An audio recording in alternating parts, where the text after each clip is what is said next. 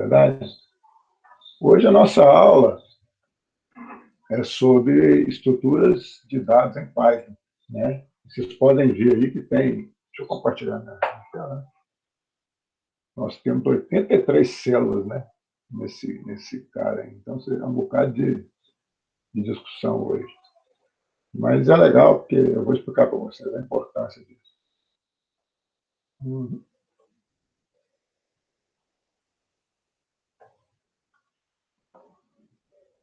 Aqui a tela.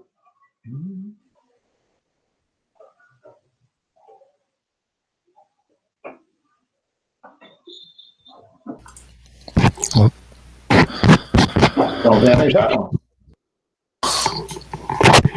Sim. Eu vou dar um tempo para vocês também abrirem, né, a aula do Colab. Então, vamos lá. Essa aula é uma aula importante e uma aula algo, vamos dizer assim, agora vou ser sincero, né?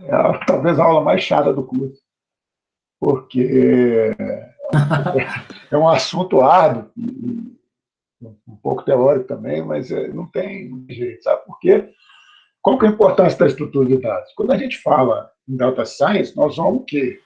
Ô professor, sua tela do Colab não está aparecendo não, viu? Ah, não? A tela não está, não? A do Colab, não. Deixa eu ver aqui, então.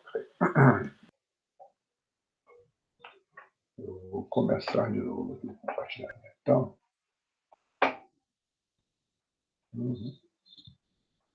Não, screen. Você aqui. E agora? Agora tá beleza.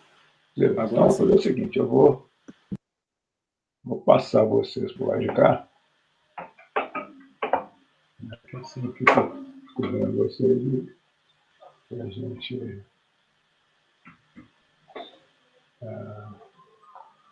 Então, a minha aula vai ser o seguinte, nós vamos ver uma primeira parte aqui sobre estrutura de dados, depois eu vou dar uma passeada naquele vídeo que eu postei, aquele vídeo que eu postei hoje, mas só para a gente, não vou repetir o vídeo, claro, né, não tem sentido, mas só para a gente dar uma pincelada ali naquela parte de apresentação e depois a gente segue com a aula, beleza? Então, vamos lá. Por que é importante a gente estudar estruturas de dados? Porque quando a gente fala em data science, a gente está falando em torturar dados, né? Analisar dados, estudar um volume de dados. Esses dados, eles têm que estar em algum lugar. E esse lugar onde eles ficam são as estruturas de dados. Então, nós vamos estudar aí, basicamente... Ô, Mauro, você pode aumentar um pouquinho a fonte, por favor? Ah, claro, certamente.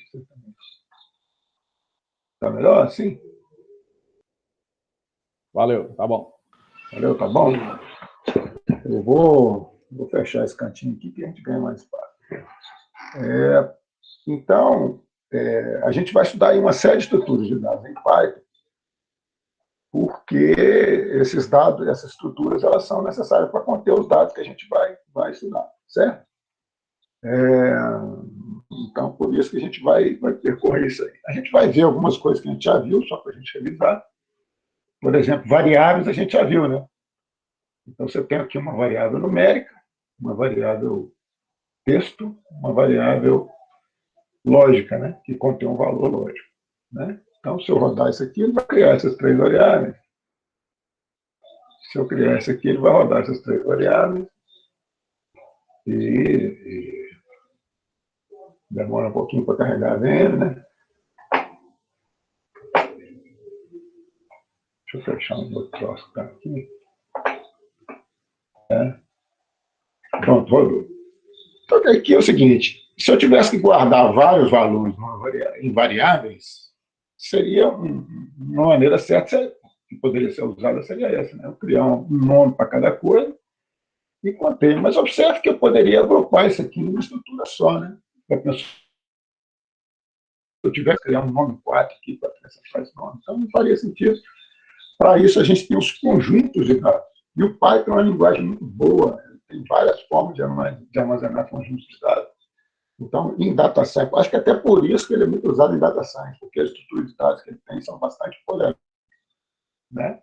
Então, em vez de eu criar um nome 4, aqui eu criei essa lista, né, de nomes, que é uma lista, ela fica entre colchetes, né? Eu posso montar também a lista a partir de outras variáveis, né? Então, aqui eu criei 3 variáveis, nome 1, nome 2, nome 3, e vou preencher a variável nomes com essa. Depois vou acrescentar um elemento nessa variável e vou imprimir o que a variável será. Então, a gente teria ali 4 nomes, né? Por quê? Porque eu comecei com esse, mandei acrescentar um, né? Aí aqui eu vou fazer o seguinte, eu vou remover o Mauro da lista e vou mandar remover a Maria. Ele removeu o Mauro, né? Isso aqui é o resultado que ele removeu o Mauro. Mas a Maria deu pau, por quê? Porque não tinha Maria, né? Não tinha Maria na lista. Então, eu tenho um teste aqui, ó, que eu posso verificar se um elemento pertence à lista, né? Então, Maria está em nomes? Não, é falso. Maria não está lá, na verdade. Então, ele deu falso aqui. Aqui é o seguinte, aqui eu vou inserir também alguns conceitos de programação aqui. Eu falei com vocês que a gente vai aprender 3 conceitos de programação, né? Só programação Python. E aqui nós vamos ver 2 deles. Por que nós vamos aprender esses 3? Porque são os 3 essenciais para a gente fazer data science. Tá? Então, a primeira estrutura que a gente vai ver é o if, né? Então, observe o seguinte aqui, ó. Eu testei aqui Maria em nomes e ele deu falso, né? E aqui eu estou dizendo assim, está em nomes, eu vou remover o nome. Se não, eu vou imprimir que não tem Maria. Então, observe agora como é que funciona a coisa. Eu ponho if, Maria, esses 2 pontos aqui quer dizer que eu vou continuar na linha de baixo. Tá? E esse negócio aqui, observa que eu dei alguns espaços em branco aqui para nomes, né? Por quê? Para formar um bloco. Quer dizer o seguinte, se essa condição aqui for verdadeira, ele vai executar isso. Se não, é o sem vez, ele vai executar isso aqui. Beleza? Se eu vier aqui e botar aqui, ó, um print, acabei. Como o print acabei está alinhado com o if, ele vai fazer de todo jeito. Não importa se o if é verdadeiro ou falso. Beleza? Se eu colocar esse print aqui para dentro, ele só vai fazer se for falso. Entendido? Forma um bloco e tem que executar junto. Então, aqui, ó, se eu rodar isso aqui, ele imprimiu que não tem Maria, de fato não tem Maria em nomes, e imprimiu acabei, porque o acabei está depois do if. Outro comando importante, o outro comando que a gente vai aprender em programação, né, o segundo, é o for. For em inglês é para, né? Então, ele vai fazer aqui, ó, para nome em nomes, ele vai imprimir o nome. O que ele faz aqui? Ele vai executar essa instrução aqui, print nome, para todos os nomes. Entendeu? Então, ele vai pegar em nomes, o primeiro nome vai colocar em nome. Vai pegar em nomes o segundo nome, ele vai rodar aqui. Vai pegar o segundo nome e rodar o print. Vai pegar o terceiro nome e rodar o print. Então, vamos ver o que ele faz.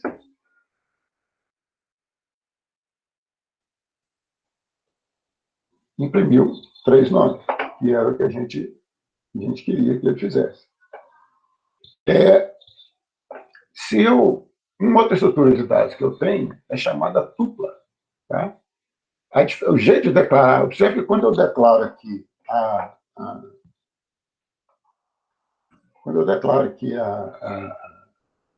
o array, a lista, eu ponho colchetes aqui, tá vendo?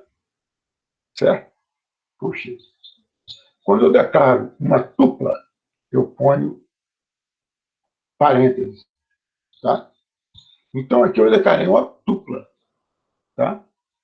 E qual é a diferença da tupla para o array? é que a tupla não muda. Você não consegue adicionar ou remover elementos da tupla. Você criou a tupla, ela fica daquele jeito até o final do programa. Isso traz o quê? Vantagens no processamento. Então, se você tiver uma lista que você sabe que não vai mudar ao longo da sua análise, é melhor você criar uma tupla do que criar uma lista. Beleza? E aqui é o seguinte, ó, eu ponho essa virgulinha aqui para dizer para ele que eu quero criar uma tupla de um elemento só. Né? Porque se eu fizer isso aqui, ó, ele vai criar só uma variável inteira, né? Um número inteiro. Mas se eu puser essa vírgula, ele vai entender que é uma tupla. Então, aqui, ó, ele imprimiu uma tupla com os números primos, certo? E imprimiu uma tupla só com o único número primo par, com o 2, né? Eu poderia ter escrito isso aqui de outra forma, né? Primos, índice 1, né? Porque o 1 é o número 2, né? Lembrando que os arrays começam com 0.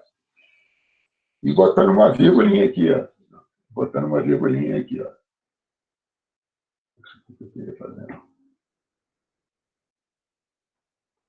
Se mandar ele imprimir o primo par, vai dar exatamente o mesmo resultado. Por quê? Porque eu peguei o primos 1, que é 2, e criei uma outra tupla que só tem ele como elemento. Beleza? Então, vamos lá. Outro tipo de dado, esse mais sofisticado um pouco, é o nosso amigo dicionário. Né? O dicionário é um tipo de dado muito usado no Python, porque ele é um tipo mais elaborado do que os outros tipos de dados. Por que ele é mais elaborado? Porque ele tem dois conteúdos. Ele tem uma chave e um valor. E eu posso pesquisar pela chave para obter o valor. Vamos entender como é isso. Isso aqui cria um dicionário vazio. Tá? Então, observe. Lista é colchete. Tupla é parênteses. E dicionário é chave. Beleza? Então, aqui eu estou criando um dicionário chamado comida, com vazio, sem nada dentro.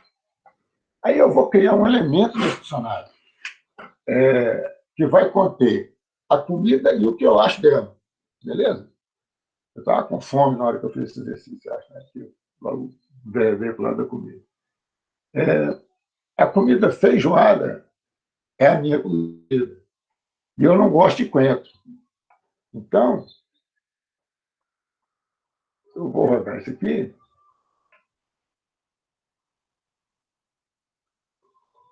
Opa, eu esqueci de rodar a célula de cima. O que ele reclamou aqui? Ó. Importante a gente reconhecer as mensagens de erro. Nome comida não está definido. Por que não está definido? Porque eu não executei essa célula aqui. Né? Eu pulei direto para de baixo. Então, a hora que eu executar, né, eu já executei. Na hora que eu vier aqui, ele vai executar. Então, olha que ele criou o dicionário com 2 elementos.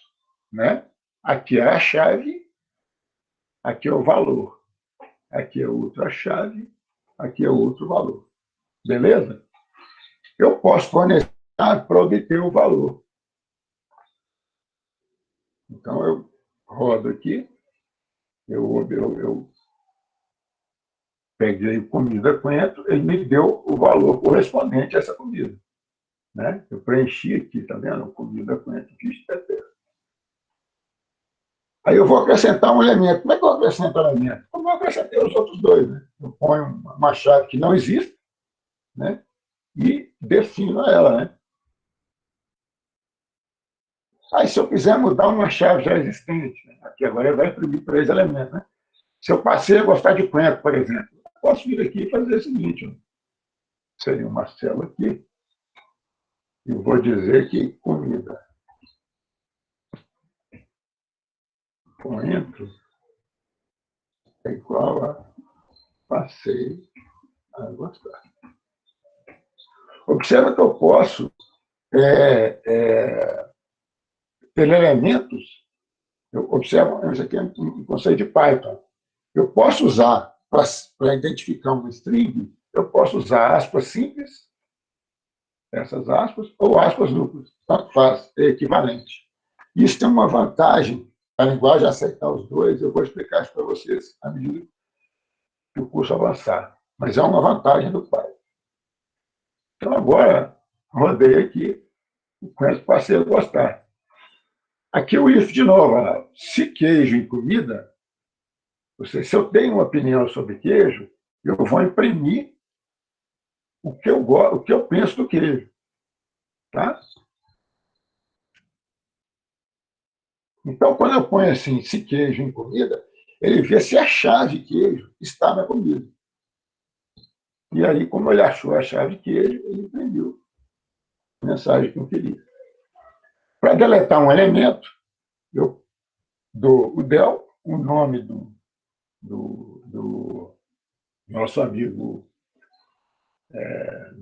dicionário de dados, e ele com a chave, e ele deleta o cara. Então, se eu imprimir a comida aqui agora, ele vai, minha comida preferida, não sei o que e tal. Sumiu o coentro aqui, não tem mais o coentro. Tinha até passado a gostar, mas agora não tem mais. E, da mesma forma, a gente pode usar um for para percorrer as chaves da comida. Então, aqui, ó, para aqui em comida, ele vai imprimir a chave que e a comida aqui, quer dizer, a comida correspondente à chave aqui. Olha só, o que ele fez lá? Feijoada. Minha comida preferida, queijo, sou mineiro. Então, eu uso isso aqui para percorrer um dicionário, com as chaves e os valores. Né? Eu posso. Então, a gente viu aqui variável, lista, dupla e dicionário. Certo? Mas eu posso ter estruturas de dados que combinem esses elementos. Então, eu vou ali no nosso amigo aqui, ó, e vou criar uma variável chamada eu, que vai ser um dicionário, está começando com chave, certo? E a minha família vão ser os nomes. Os nomes é o quê? Né? Onde eu será que é vendo? Nome aqui que eu defini nomes. Ó. Então, eu vou definir uma família, onde vou ter nomes, e vou definir comidas, que vai ter um dicionário. E vou botar isso dentro de um dicionário. Vocês entenderam essa combinação? Isso aqui é importante, porque muitas vezes a gente monta estrutura de dados muito, muito complexa, sem datação da outra, então a gente tem que entender. Eu vou imprimir aqui o eu.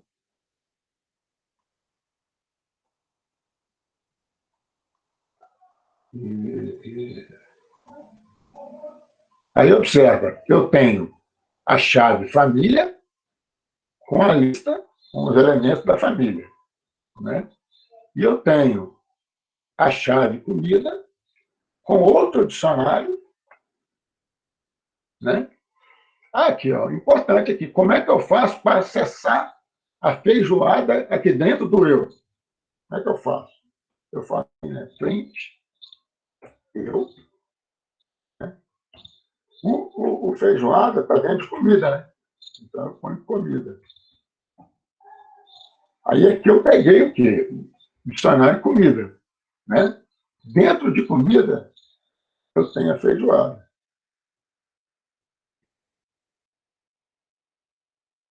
Ué. É que tem que estar no plural, professor. Comidas. Comidas. Isso. Obrigado. Valeu. Olha lá. Então, observa aqui. Vou tirar esse print para não enrolar. Aqui, eu print eu, comidas, dentro de comida, feijoada. Comidas, feijoada. Aí ele imprimiu o quê? O que eu acho de feijoada. Sacaram? Então é importante a gente entender isso, porque como é que eu acho um elemento dentro de uma estrutura de dados? Depende da estrutura de dados. No caso, como essa está organizada dessa forma, depende da minha estrutura de dados, certo? Então, galera, caiu um mosquito dentro da minha água aqui, eu vou ali trocar ela e já volto. Só um minutinho. VaptVupt.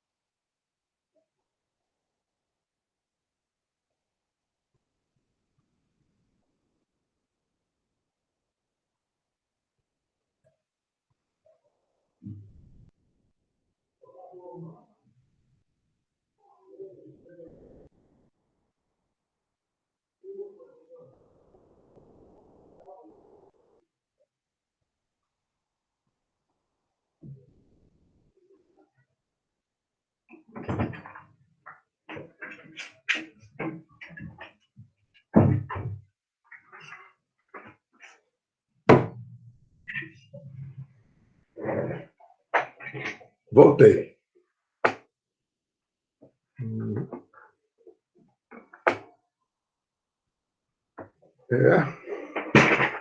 Vamos lá. Então, agora, nós vamos ver aqui outros exemplos em estrutura de dados. Que são aqui. Uma coisa, eu posso ordenar uma estrutura de dados. Então, vamos fazer o seguinte aqui, ó. Eu vou imprimir os nomes, depois vou dar um sorted no nomes e vou imprimir de novo.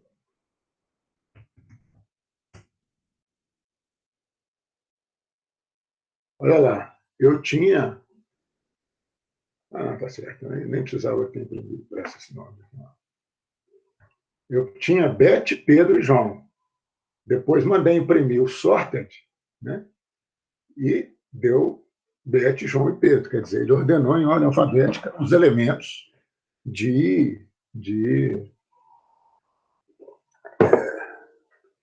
da nossa lista que tinha os nomes, beleza? E outra coisa que eu posso ver aqui é uma lista dos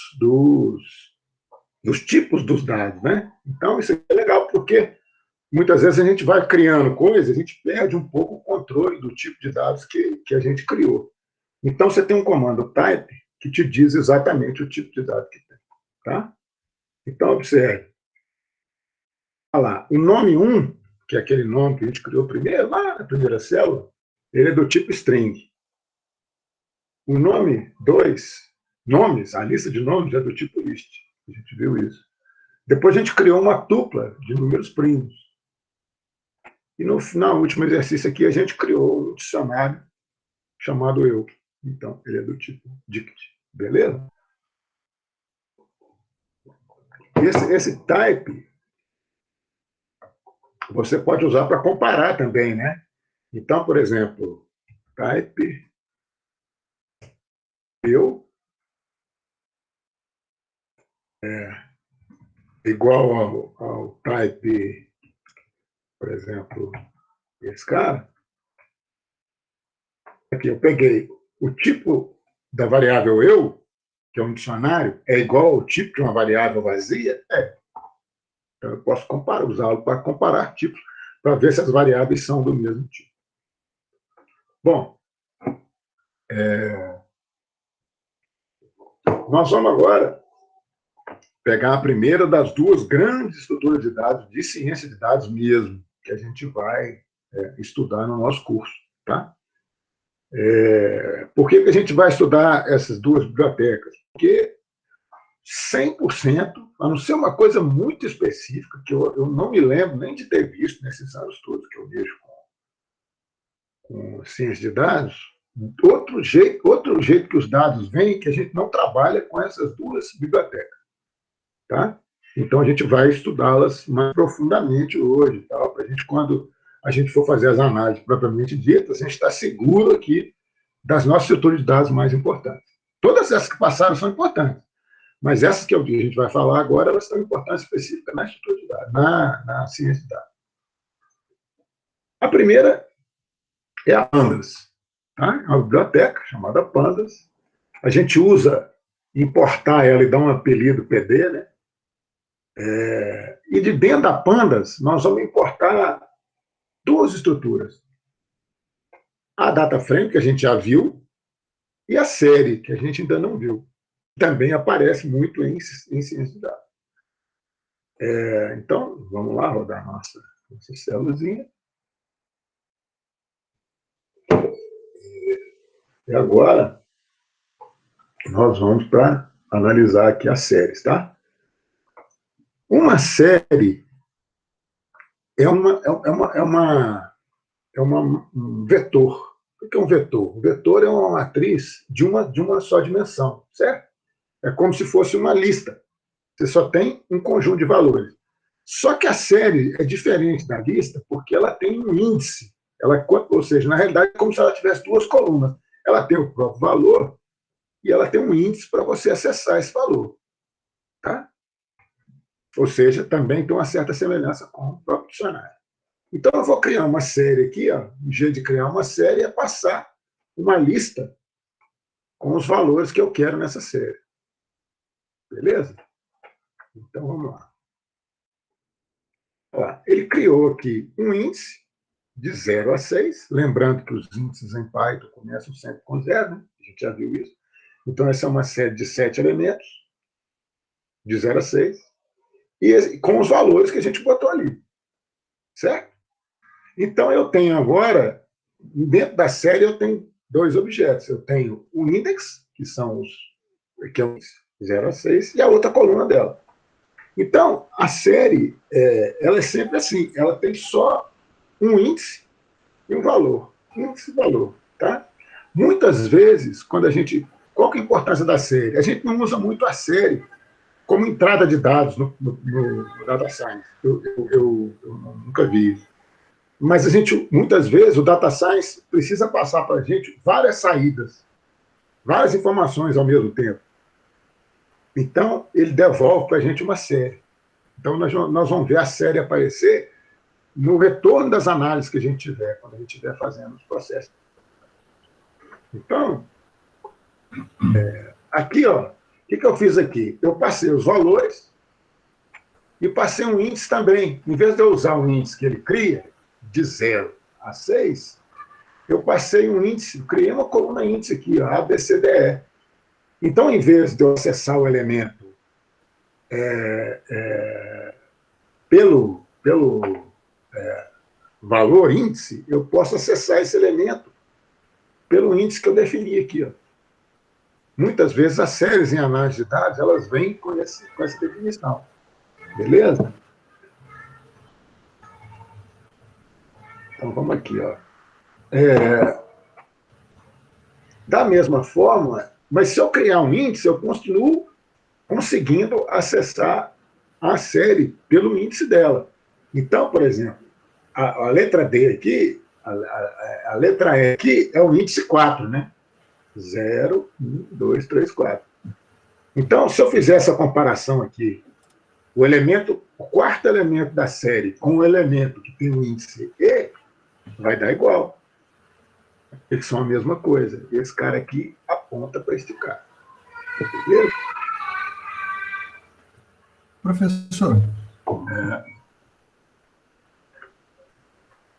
Aqui. Professor Mauro, posso fazer uma pergunta? Eu vou imprimir na série 2, esses índices aqui, ó. Eu passei uma lista de índices. Tá? Então, ela vai me dar o quê? Uma outra série, né? Onde eu tenho um outro conjunto de elementos. Um subconjunto de elementos, né? Nessa série aqui, eu tenho os elementos de A até E. Como eu passei C, A e B, ele me devolveu os elementos C, A e B. Uma maneira de filtrar os dados da minha série. Né? Um outro jeito de eu filtrar os dados da série é fazer isso aqui, ó, botar uma condição aqui dentro. Né? Olha lá. Então, ele listou só os valores maiores que 0. Como eu tinha aqui 2 valores menores que 0, não tinha nenhum igual a 0, né? Ele listou os 3 para mim, os 3 primeiros só, porque os 2 últimos são menores que 0. Beleza? Então, isso aqui é um jeito de filtrar a série. Esse é um jeito também que a gente viu que filtra data frame. Isso a gente viu que filtra dicionário. Então, é uma sintaxe bem comum no Python. Eu posso, da mesma forma, fazer uma multiplicação escalar no valor da série. Beleza? O que é uma multiplicação escalar? É pegar um vetor, uma matriz, e multiplicar cada elemento desse vetor, ou dessa matriz, por um valor único. Então, se eu fizer aqui, pegar a série e multiplicar ela por 2, ele vai me devolver uma outra série, só que o valor vai estar duplicado. Né? Se eu comparar aqui, olha, 1, 2, 3, 1, 2 menos 3. Aqui foi 2, 2, 4 menos 6. Não é verdade? Então, é o produto escalar que a gente aprendeu lá na matemática do primeiro grau. Se eu quiser também,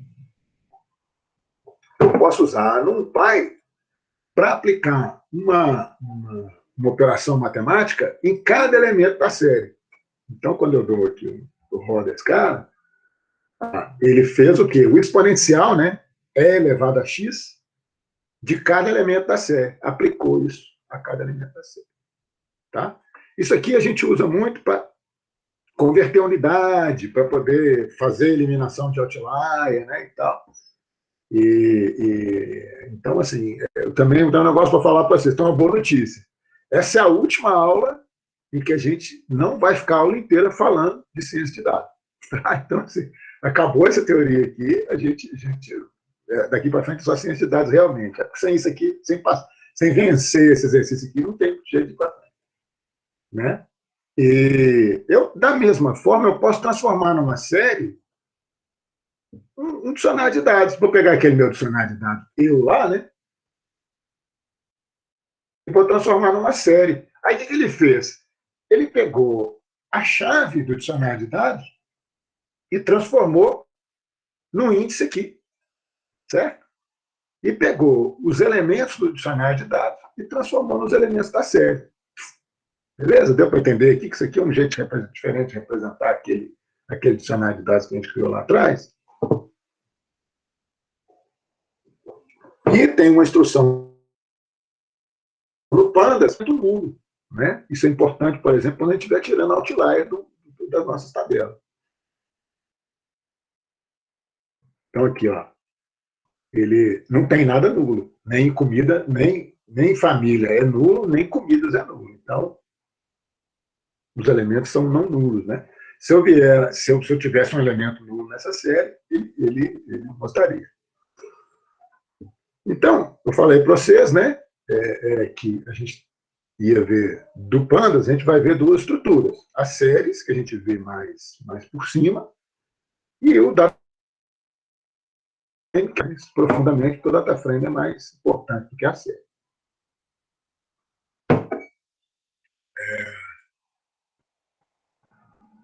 Aqui, ó, isso a gente ainda não viu. Como é que eu crio um data frame do zero? A gente andou importando data frame, né? Pegava um CSV, jogava para dentro do data frame, né?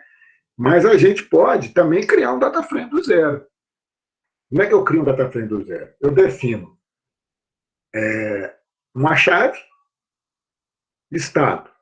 Então, isso aqui é uma coluna, né? Vai ser uma coluna do nosso data frame. Estado. Minas Gerais, 3 Minas Gerais repetidos, 2 São Paulo. Aí, um ano, eu vou 2012, 2013, 2014, 2014, 2015. E a população aqui, em milhões de habitantes, talvez, né? Eu vou definir isso aqui. Então, isso aqui, observa, começa com chave. Se começa com chave e termina com chave, é dicionário. Certo? Então, vamos rodar isso aqui, para a gente ver o que vai acontecer. Olha lá. Ele primeiro imprimiu a classe da variável info. É um dicionário. Certo? Aí eu venho e fiz isso aqui, ó. BR. O pessoal, eu peguei e atribuí data frame info. Quer dizer, ele vai pegar info e converter no data frame. Tanto converteu que quando eu dei o type aqui, ele falou, ó, data frame. Então, ele era um dicionário convertido para data frame. Em parênteses aqui, a gente usa também, em programação em Python, chamar um data frame. Quando você tem um data frame só, que é o seu conjunto de dados, numa análise, a gente usa botar o nome dele de DF. É uma convenção. A maioria dos programadores de ciência de dados fazem isso. Mas você também pode preferir colocar um nome que tenha a ver com a análise que você está fazendo, né? Que talvez seja uma coisa mais inteligente. Né? Você, por exemplo, se você está fazendo uma análise de dados de chuva, e aí você tem uma tabela com a precipitação, aí, em vez de você chamar de DF, você chama de precipitação, porque fica um nome mais que tenha mais a ver com o que você está fazendo. Mas se você tiver um data frame só, você pode chamar de DF. É uma convenção que as pessoas usam em Python. muitos exemplos que você acha na internet e tudo mais, os caras chamam data frame de DF. Por isso que eu estou usando essa convenção aqui. Tá? Então, aqui, ó, eu imprimi o nosso data frame. Ó. O que eu tenho no nosso data frame? Eu tenho o índice dele e tenho os dados das colunas. Observa a diferença entre a série e o data frame. Né? A série só tem uma coluna, só tem um dado. E ela não tem nome na coluna. Ela tem só o dado em si. Porque não precisa, né? É uma coluna só. Agora, observa o seguinte, ó. Eu vou montar o meu data frame agora, eu peguei do Info, então estou pegando lá do dicionário. Eu vou pegar a coluna ano, estado, população e vou criar uma coluna nova, desempregado. Então, o que ele fez lá? Ele foi no Info, no nosso dicionário, pegou os dados das colunas que estavam lá, como ele não achou lá uma coluna com dados desempregados, porque não tem, eu botei aqui ele botou o quê? None é not a number, quer dizer, é um valor que não está definido. Não é zero, né? A gente até viu isso. Zero é uma coisa, zero é um valor válido. Not a number quer dizer, não sei, não está aí. Ou seja, é candidato a ser outlier, né? Eu posso imprimir, eu posso acessar as colunas de duas formas. Eu posso acessar o nome de colchetes, mas eu posso acessar assim, ó, ponto desempregado. Então, quando eu rodar isso aqui, ele imprimiu ali, ó. Eu mandei imprimir um ano, BF ano. Ele imprimiu os anos, a coluna ano, né? Quando eu imprimi o desempregados, sem aqui o colchete, ele imprimiu o conteúdo desempregado. Beleza? Como é que eu pego uma linha do meu data frame? Né? Eu ponho o iLock 4. Aí, ele mostrou esse dado aqui. Quando eu pedir o tipo desse dado, que tipo vai ser? Ele vai ser uma série. Né? Porque ele tem o quê? Ele tem um índice e valores. Você viu que ele aqui, ó, ele não tem cabeçalho para dizer o que é e tal. Então, se eu pegar uma coluna, é como se o data frame fosse feito de séries. Cada coluna é uma série. Então, quando eu peguei aqui, cada linha é uma série. Então, quando eu peguei a linha, só uma determinada linha, ele me retornou uma série. Beleza? Então, vamos preencher os nossos desempregados. Tá? Eu venho aqui e vou pegar. RAND em NumPy é o valor aleatório. Ele vai gerar um valor aleatório. Quantos valores aleatórios ele vai gerar? 5. Por que ele vai gerar 5 valores aleatórios? Porque eu tenho 5 linhas, né? E vou multiplicar por 1 milhão. Em milhões, beleza? Aí ele gerou aqui o desempregado. Só que tem um inconveniente aqui, né? Se eu pegar esse desempregado, não existe desempregado meio desempregado, 0,54 desempregado, não existe. Então, o ideal é que eu tenha um número de desempregados inteiro, né? Então, aqui, ó, eu vou converter os desempregados como tipo inteiro. Aí, agora, o que aconteceu com o desempregado? Ele tirou a parte decimal fora. Beleza?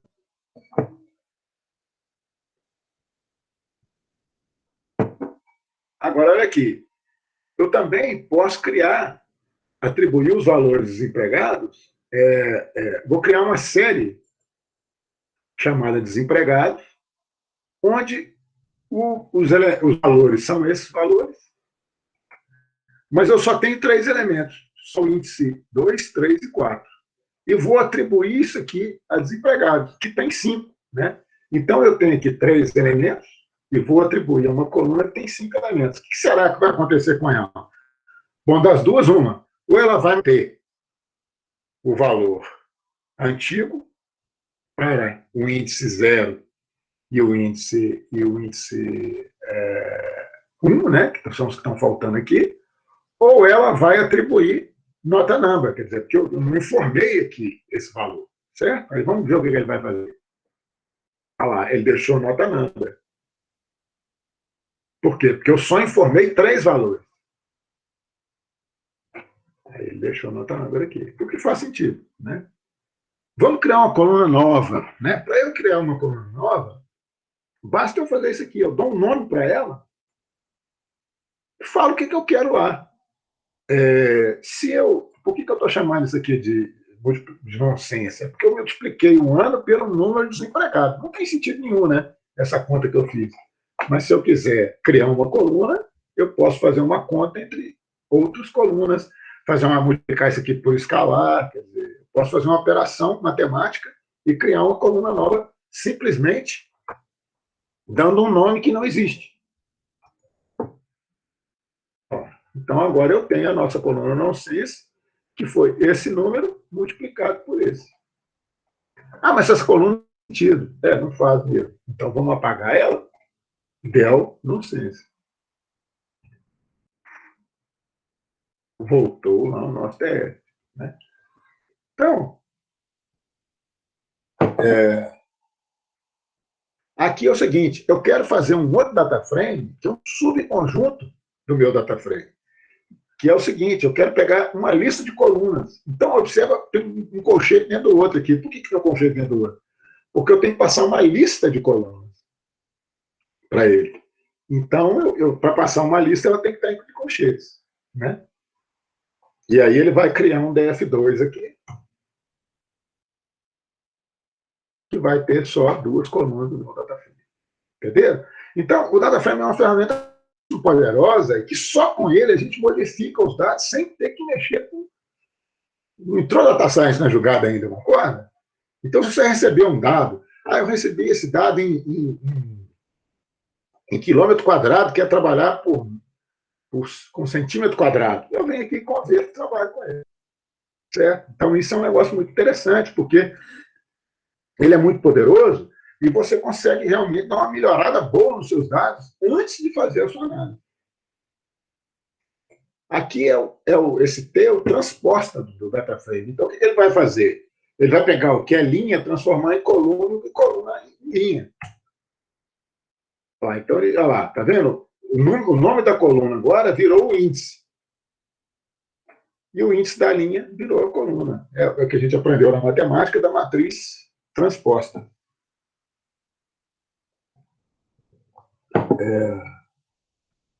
Então, aqui é o seguinte, ó. Isso a gente viu, né, no primeiro exercício lá. A gente consegue transformar o data frame num NumPy array. Eu falei com você que são as duas estruturas de dados mais importantes para análise de dados. Se eu pegar esse no df.velox, ele imprimiu aqui um array. Tá? E aí, se eu perguntar para ele o tipo desse array, é um NumPy array. Beleza? Então, normalmente, a gente fez isso, né? Nas análises que a gente fez na primeira aula, a gente trabalhou com os dados como data frame, trabalhou, chegou na hora do machine learning, normalmente o machine learning exige que a gente trabalhe com o NumPy. Então, você pode converter um no outro. Beleza?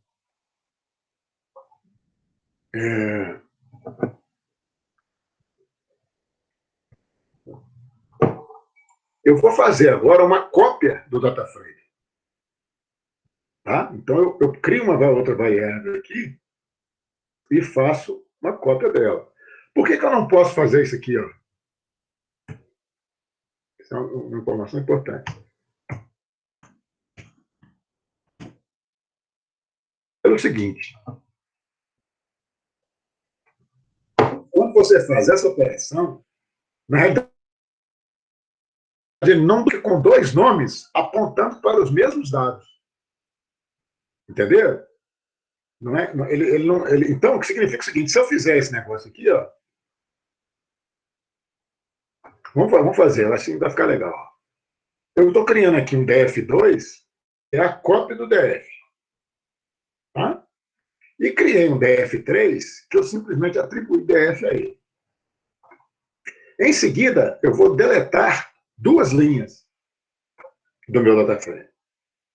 Do data frame original. Aí vamos ver o que acontece com o DF2. Tá? Olha lá. Quando eu dei o drop, se eu rodar aqui o DF2, como ele é uma cópia que eu fiz antes, ele ainda está com as 5 linhas. Mas o DF3 não tem mais 5 linhas. Beleza? Porque eu deletei, ele está igual ao DF. Está igual ao DF. Bom, para eu filtrar, o Pandas tem várias maneiras de você filtrar os dados.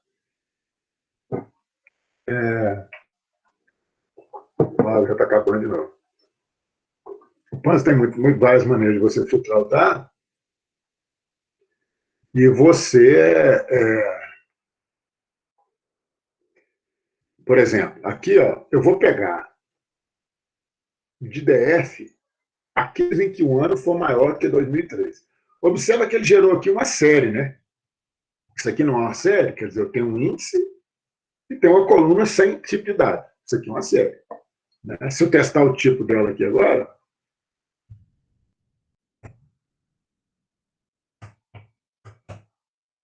ela é uma série. Beleza? Aí aqui é o seguinte, ó, se eu passar essa série aqui e filtrar o DF2 por ela, aí o que ele vai fazer? Ele vai pegar só os elementos em que esse cara aqui for verdade. Ou seja, ele vai pegar em DF2 aquelas linhas em que DF2 for maior que 2013. Esse tipo de filtro é muito importante em data science. Por quê? Porque às vezes você quer falar assim, eu quero analisar só de um ano para cá, eu quero analisar 6 meses para cá, eu quero analisar a série inteira, né? Então é com esse filtro simplesinho aí que a gente está vendo, você vê como é que é bobagem, né? Vocês estão filtrando aqui a nossa série, né? Eu pego subconjuntos do dado, né? Da mesma forma, eu posso pegar um subconjunto de linha, né? Eu passei aqui da linha 2 até a linha 4, peguei as duas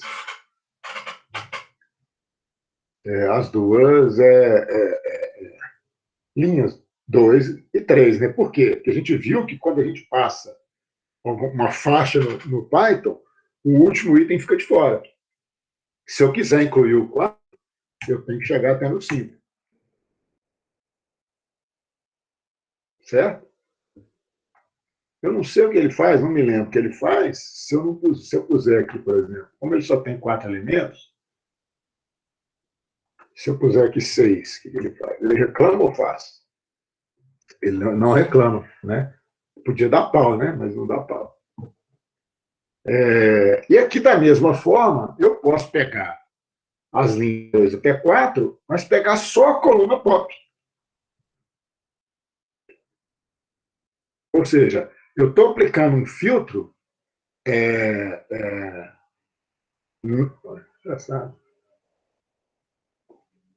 Não, peraí. Vamos pegar aqui o desempregado. Não entendi isso aqui. Não, peraí.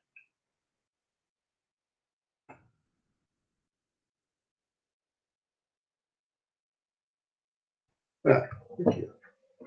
Ele pegou só a coluna desempregados do item 2 a 4. Então, o que eu quero mostrar aqui é que você combina filtros. Você pode filtrar tanto na linha, aplicar um filtro na linha, aplicar um filtro na coluna, ou filtrar linha e coluna ao mesmo tempo. Beleza? Antes da gente começar a NumPy Array, né, que é a nossa segunda grande estruturidade, nós vamos fazer um exercíciozinho. Eu vou dar uma passada naquele exercício que eu mandei para vocês no vídeo. Não vou repetir o vídeo nem nada, mas eu vou dar uma passada lá, que tem umas coisas interessantes que eu quero mostrar para vocês. Só que eu vou pegar água antes.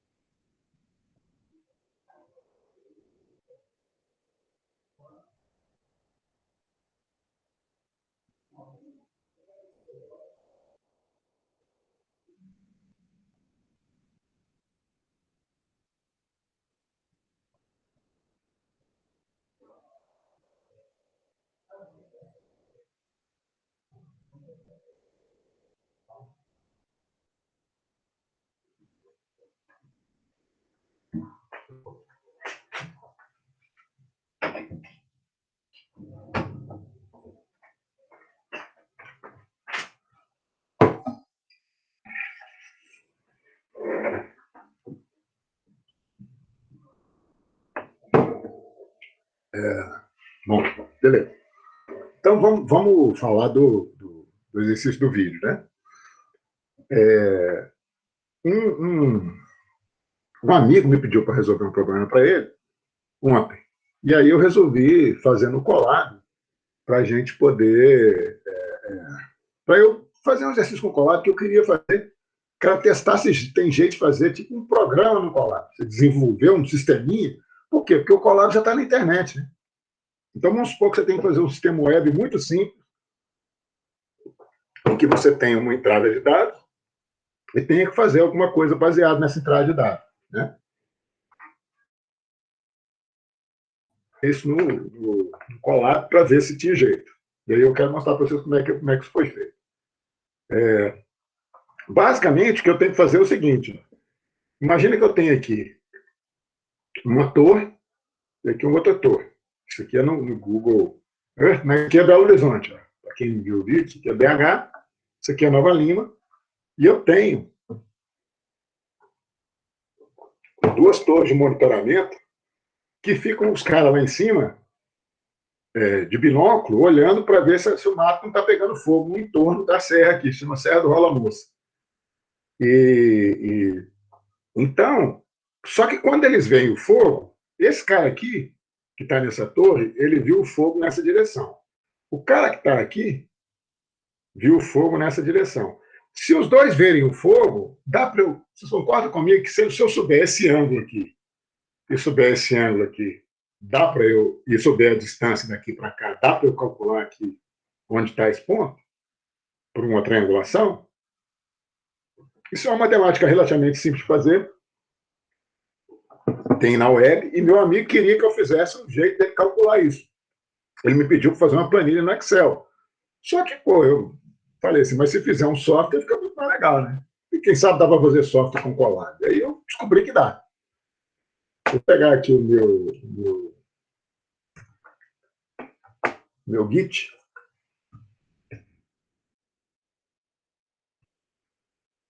Eu criei lá no Git. O Colab tem uma integração com o Git muito legal. Então, você pode salvar os seus notebooks aqui no Git. Como é um notebook que veio do Git, ele já põe um botão aqui, ó, abrir no Colab. Então, eu clico aqui. Ele já abre lá no Colab o meu notebook. Aí aqui é o seguinte, esse notebook tem 2 células só, tá? A primeira dela é um texto, onde eu descrevi aqui o que é o meu problema, tá? De fazer. Está aqui escrito aquela confusão da torre lá. Por que eu publico em inglês? Eu publico em inglês porque tem mais gente, né, para ler, né? Então, eu normalmente escrevo código e publico no Git em inglês. E aí, se alguém tem alguma dificuldade, põe no código. Porque a vantagem de publicar em inglês é o quê? O Google referencia tudo em inglês, né? E aí, muito mais gente tem chance de chegar nesse negócio aqui do que se eu tivesse escrito em português. E se alguém não tiver dificuldade com o inglês, põe no Google Tradutor e vai traduzir isso aqui direitinho, não tem nada tão complicado aqui também. Então, olha que legal. Aqui eu tenho uma célula descrevendo como é que usa o meu programa.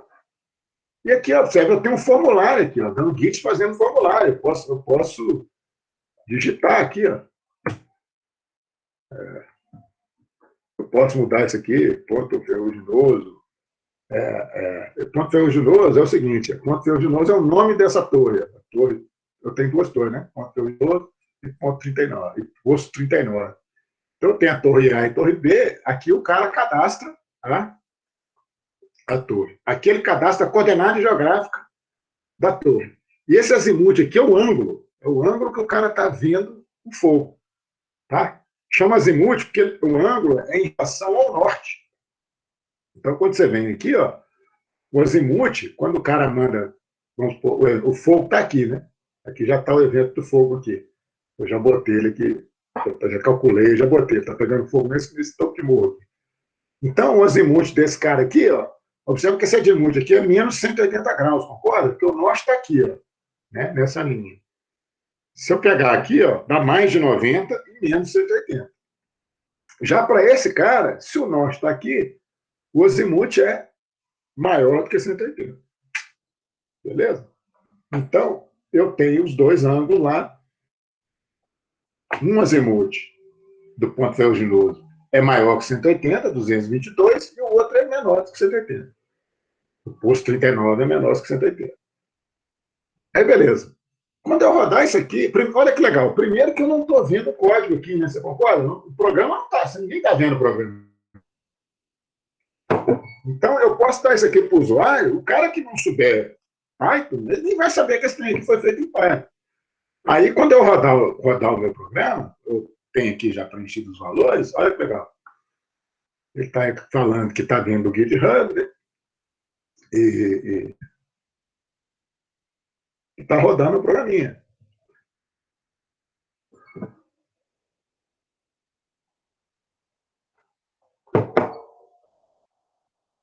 Aí, quando eu rodei, ele habilitou um botão aqui de calcular.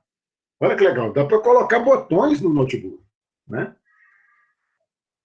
Quando o cara aperta calcular, não, ele não achou ponto de cruzamento para esses dois ângulos. Será que ele não achou? Bom, vamos pegar aqui. Tá, vamos ver aqui. Eu não sei se eu vou saber chutar dois ângulos que tem. Por quê? Se tiver um olhando para um lado e outro para o outro, dá errado, né? Tem que ser um triângulo que faça sentido. Deixa eu colar aqui na minha colinha. Eu acho que eu tenho um ângulo aqui legal. Sabe? Vamos ver. Achei que esses davam.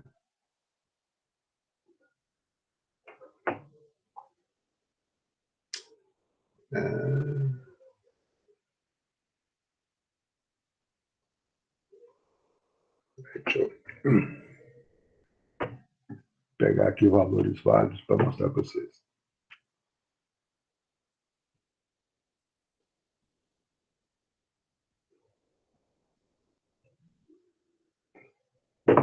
Pronto.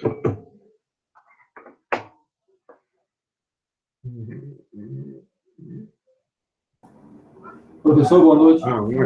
Esse aqui não é 170, é 137 dá. Professor, eu acho que o senhor mudou. Não, aí eu tenho que rodar de novo. Coordenadas do ponto ferruginoso. Os valores do Python e aí calcular agora com os novos valores. Estou esquisito. Deixa eu passar aqui. O ponto ferruginoso é esse aqui. Esse cara. E o azimuth ferruginoso é 222. O B é 593, 77. Caramba. Professor. Os ângulos são 137 para o posto 39 e 222 para o posto. Por que não tem crossing point? Vou pegar uma outra versão que eu tenho desse cara. Que é essa aqui, que está aqui no meu drive. Que eu acho que essa aqui está certa. Deixa eu ver.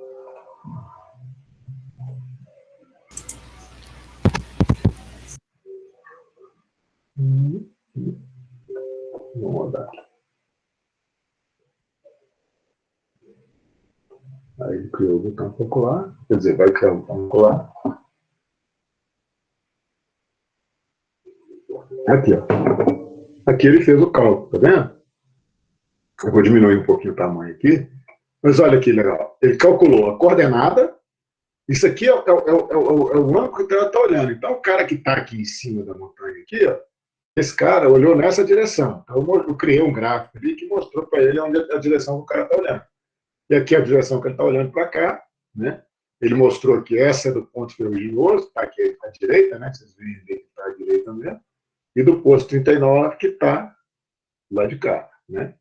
E aí eu tenho aqui, ó, o X e o Y da interseção, a distância entre as torres, a distância do ponto ferruginoso até a interseção e a distância do posto 39 até a interseção.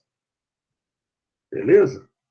Então, eu resolvi o problema do cara. Galera, eu levei, assim, umas 3 horas para fazer isso.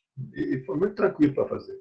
E o que tem por trás desse negócio, né? É isso aqui que eu queria mostrar para vocês.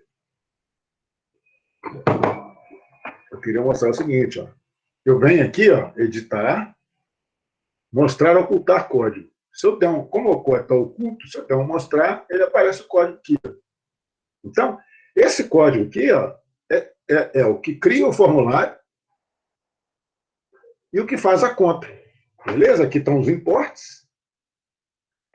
Observa que eu posso ter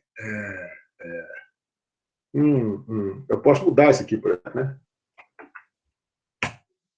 Mexi aqui no texto.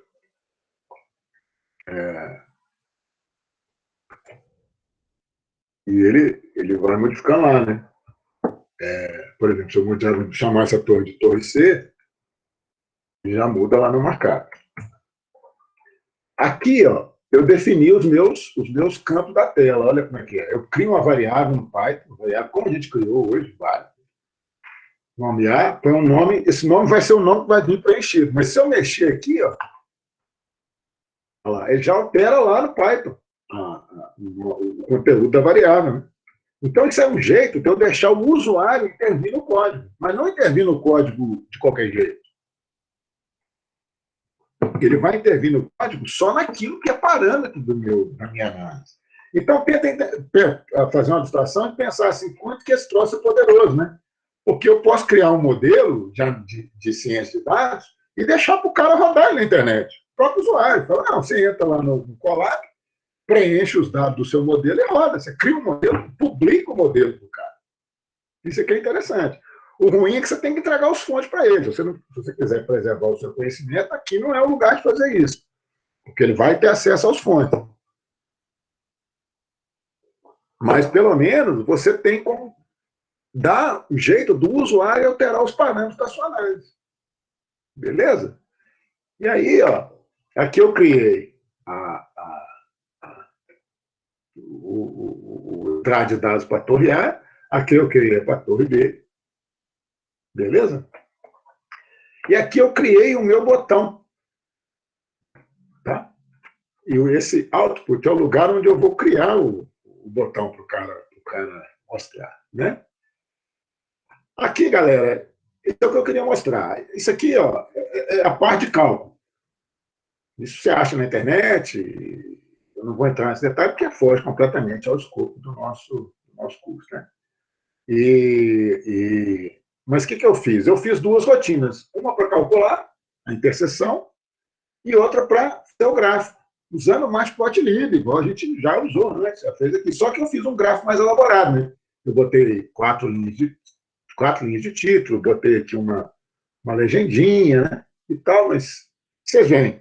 O Colab, qual que é a mensagem? O Colab dá para você fazer uma modelagem de dados e entrar para o usuário, e que o usuário se diverte. Quer dizer, o meu amigo agora, ele vai poder pegar esse negócio aqui, entrar na internet, eu compartilhei o link com ele, né? Ele vai na internet, a hora que ele tiver que calcular, ele acessa com o celular e roda esse modelinho que eu fiz. Não é bacana? Eu achei esse negócio muito legal. Por isso que eu estou falando bastante dele. Vamos voltar para a nossa aula, então. Para pegar a próxima estrutura de dados que a gente vai ver, que é a NumPy Array. Ô, professor, boa noite. Só uma dúvidazinha rápida. A NumPy Array, a diferença dela, mais ou menos, para o nosso DataFrame, é o seguinte. O DataFrame, ele funciona como um Excel, certo? Você tem as colunas que você pode nomeadas, como Excel, A, B, C, D, E, F, G, e as linhas indexadas. O DataFrame, o NumPy, não. O NumPy é parecido com a matriz. Na realidade, ele é um esquema para se fazer matriz. Você tem N dimensões, né? Você pode ter uma dimensão só, é um vetor. Você pode ter 2 dimensões, é uma matriz. Se você tiver mais de 3 ou mais dimensões, Aí são hipermatrizes, né? Vamos de matemática. Que é um negócio que não tem nem muito jeito de representar. Nós vamos ver uma matriz de 3 dimensões, eu pus um exercício aí só para a gente sacar. Aí, galera, é o seguinte, ó. Aqui eu vou criar um vetor. Tá? Aqui nós vamos ver como é que cria. Eu botei os exemplos de todo jeito, porque isso é necessário para a gente sacar na ciência de dados. Eu vou criar um vetor aqui, vetor A. E eu vou criar uma matriz B. A diferença de vetor e matriz na matemática é que o vetor só tem uma dimensão. Só tem ou a linha ou a coluna. E a matriz tem 2 ou mais dimensões. Beleza? Então vamos imprimir, vamos criar esses 2 caras e vamos imprimir algumas coisas aqui, por exemplo.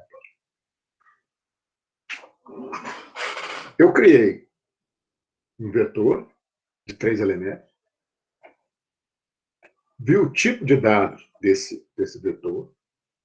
Imprimi o shape dele. O que é o shape? É quantas dimensões, as dimensões que ele tem. Então, imprimir o tipo de dados é um byte-array.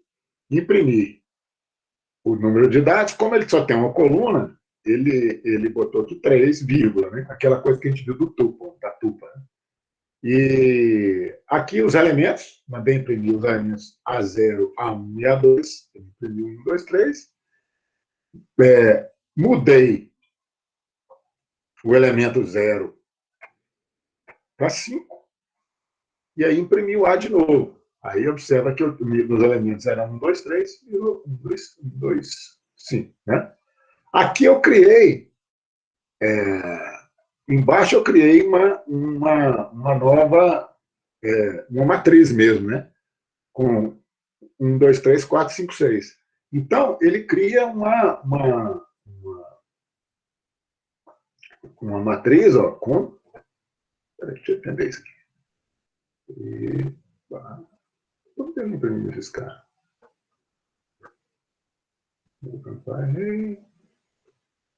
Vou separar isso aqui em uma célula, acho que embolou.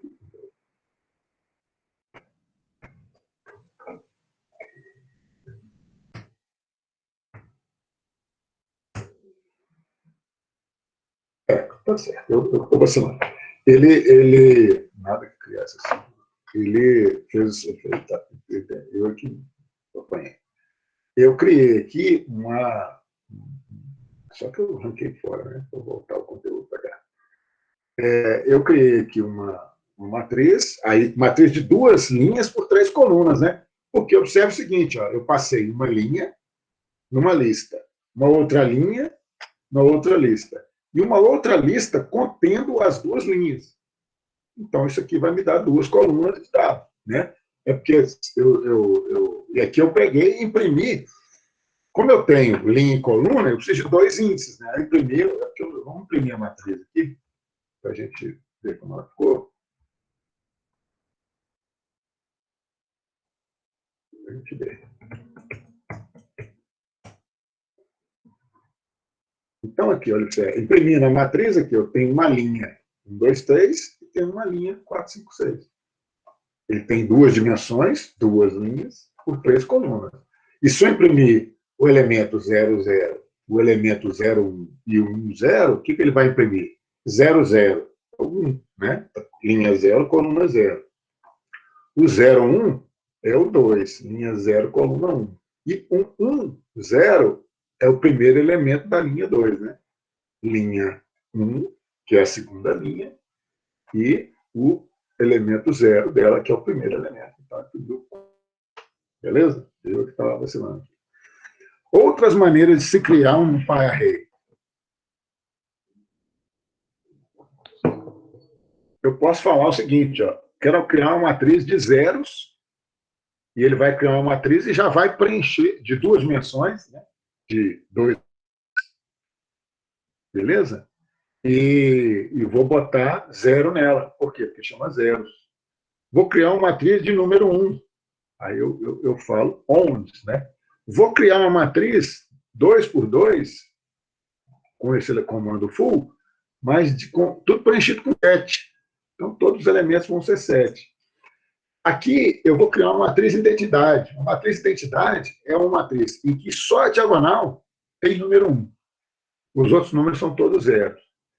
E aqui eu vou criar uma matriz de números aleatórios. Então, quando eu rodar essa coisa aqui, olha lá, eu tenho uma matriz de zeros, tenho uma outra matriz só com o número 1, né? Só que ela tem só é um vetorzinho, né? Eu tenho aqui uma matriz 2 por 2, que os valores são 7. Aqui a matriz identidade, tá vendo? A diagonal é o número 1, o resto é 0, né? Se eu tivesse criado aqui uma matriz identidade 4, olha lá, ela tem 4 linhas por 4 colunas, tudo 0, e a diagonal é 1. Essa matriz tem uma importância não exatamente, não em ciência de dados, mas na matemática, um negócio usado em matemática. E aqui é uma matriz aleatória, 2 por 2 de números aleatórios, entre 0 e 1. Então, sorteou esses números e botou aí. Beleza? Então, da mesma forma que a gente indexa lá o data frame, né, o que é indexar? Eu pegar, acessar um determinado elemento, pegar um pedaço do data frame, a gente tem uma maneira muito semelhante de indexar um array também. Então, eu estou criando um array aqui, ó, tridimensional. Eu tenho 3 linhas. Eu tenho 3 linhas de 4 elementos. Né? Para cada linha tem 4 elementos. Vamos ver o que vai acontecer aqui. Vou rodar de uma vez e a gente vai explicando o resultado. Aqui é o seguinte, ó. Aqui é um array, a nossa matriz, né? 4 colunas por 3 linhas. Foi aqui, né?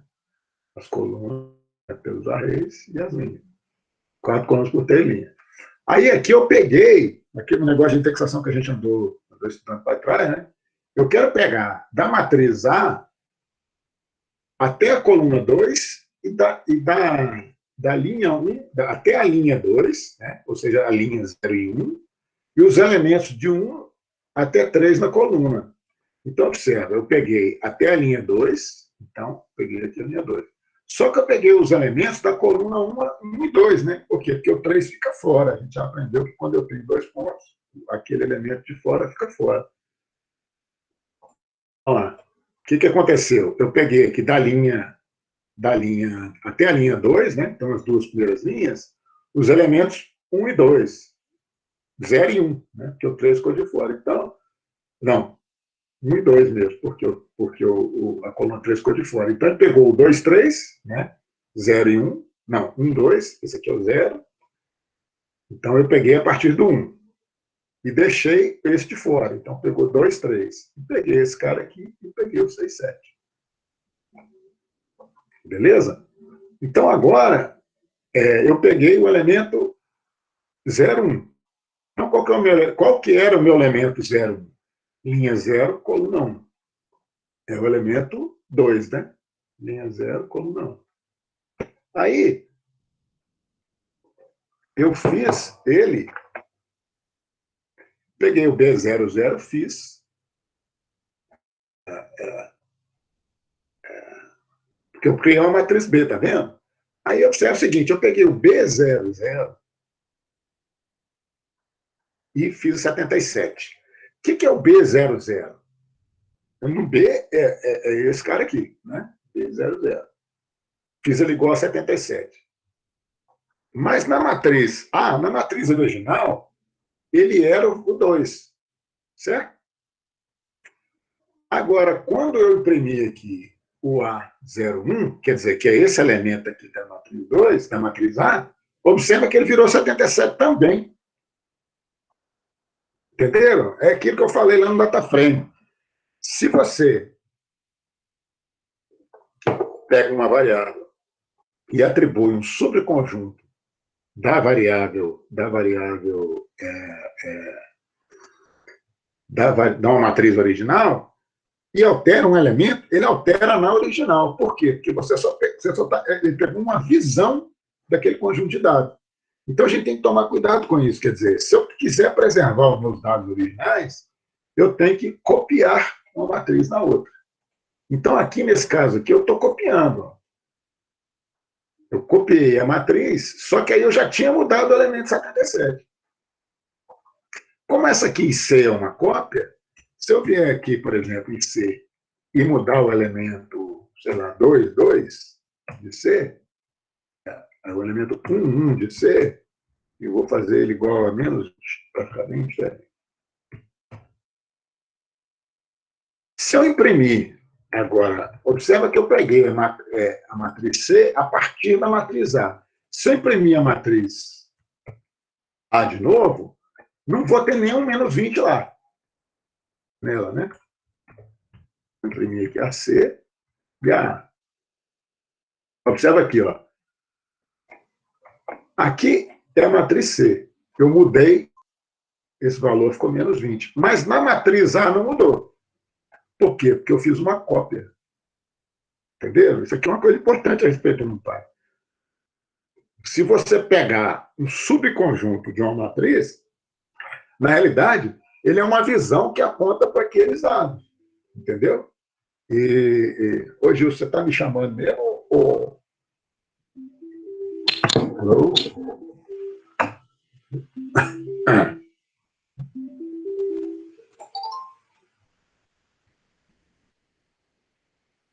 Alô? Gilson? Bom, acho que ele está me chamando involuntariamente. O Gilson é o nosso Gilson. Tá, gente? Então, observe o seguinte, ó. Entenderam a diferença? Se eu pego um subconjunto de uma matriz, na realidade eu estou vendo um pedacinho daquela matriz. Significa que se eu modificar um valor nela, eu mudo na matriz original. Se eu fizer isso aqui e pegar uma cópia dos dados, aí é outra matriz com o mesmo conjunto de dados. Significa que se eu fizer uma modificação naquele dado, ele não muda. Beleza? Aqui, ó, a questão da indexação, que a gente viu lá no DataFrame, né? Então, aqui, ó, os valores de A, da matriz A, são maiores que 10. Né? Lembrando que a nossa matriz A, vou imprimir a matriz A de novo aqui. Tá.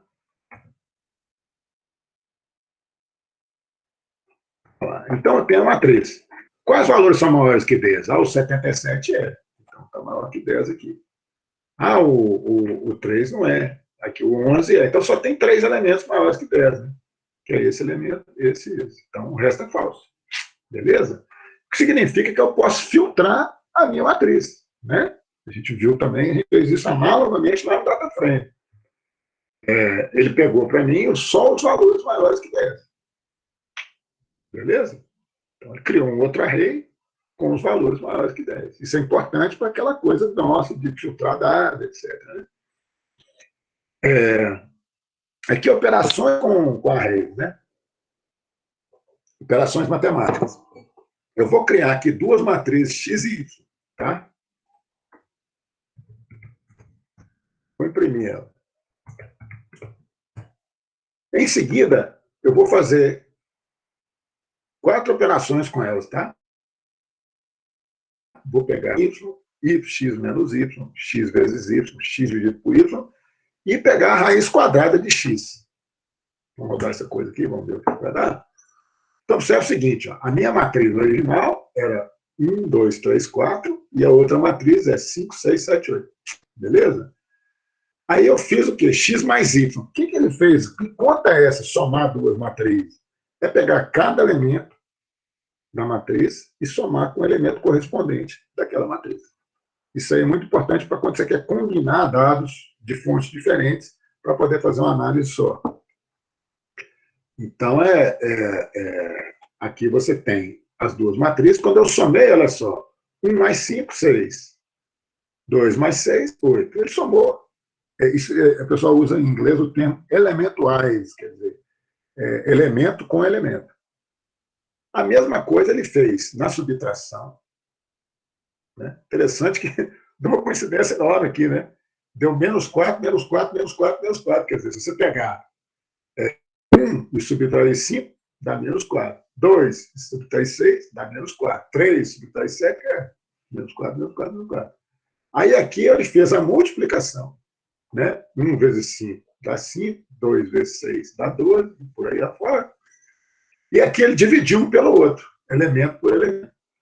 Aqui é o seguinte, e aqui se eu quiser aplicar uma raiz quadrada, por exemplo, em cada elemento, no NumPy eu tenho uma funçãozinha, SQRT, tem outras funções matemáticas lá, exponencial, etc.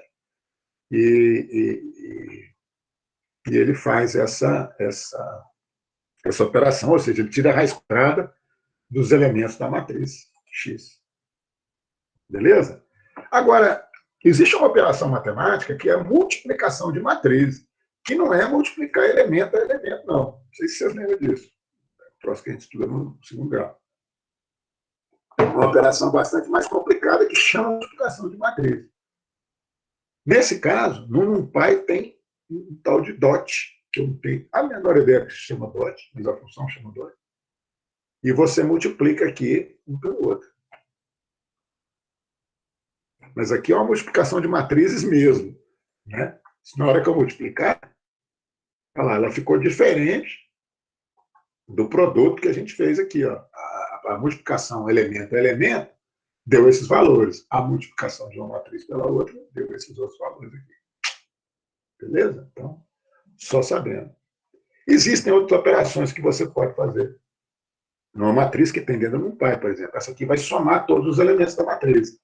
Essa aqui vai somar o quê? O eixo zero. Qual que é o eixo zero? Ah, é a linha. Essa aqui vai somar por coluna, então, o eixo 1.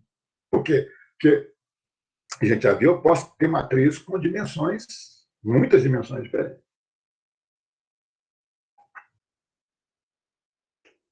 Ela somou aqui os valores das linhas e somou os valores das colunas, e aqui ela somou todos. Pegou todos os elementos da matriz X e somou. Beleza? Aqui, para a gente já caminhando para o final, eu quis mostrar para vocês em ciência de dados. Por que é importante a gente saber a respeito onde é que aplica o NumPy, né? É ruim quando você dá essas aulas muito mais teóricas, o cara fica pensando assim, para que serve isso mesmo, né?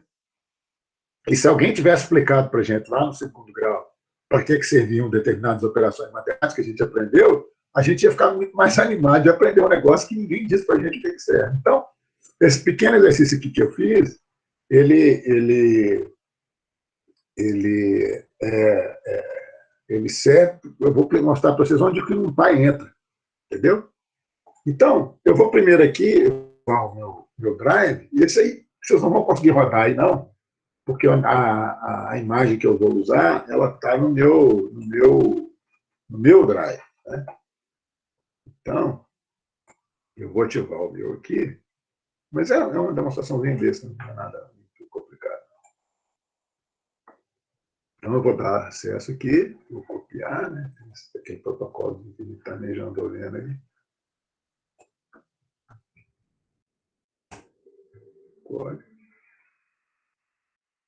Isso aqui é para dar, lembrando, né? É para dar acesso ao meu Google Drive para o Colab. Porque o veio lá do GitHub, né? Vocês lembram que ele veio do GitHub? Então, não está no meu ambiente aqui.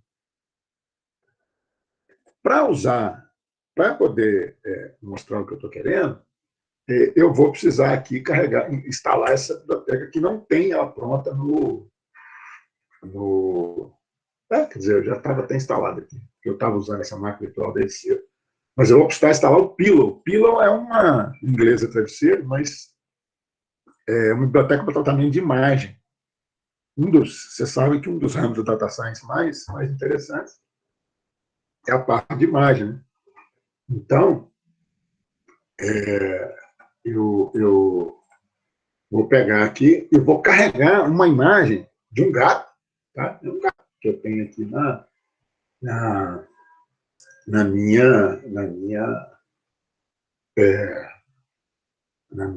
meu drive, né? Pegando mais um gato, botei lá. Observe o seguinte, como é que uma imagem ela é armazenada eletronicamente? Ela é dividida em pixels. Cada pontinho, cada pintinha colorida da imagem é um pixel. Para cada pixel, eu tenho uma série de informações. Depende do tipo da imagem. Se for uma imagem preta e branca, eu tenho lá armazenado o seguinte: se aquele pixel é preto, eu tenho valor 1. Se aquele pixel é branco, eu tenho valor 0.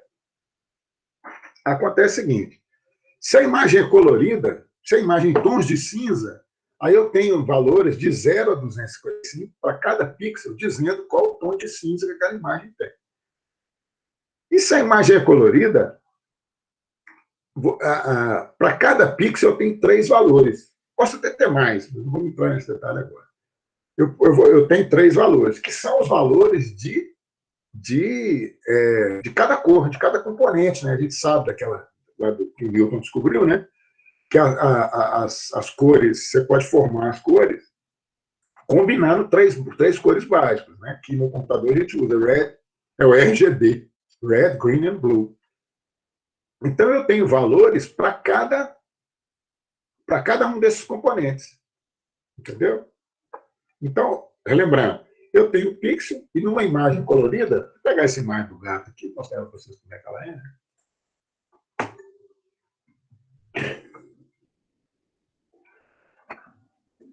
Nossa, como é que está esse gato mesmo? Tem no lugar aqui na rua. Só que esse drive aqui não é o meu, não é o Pro.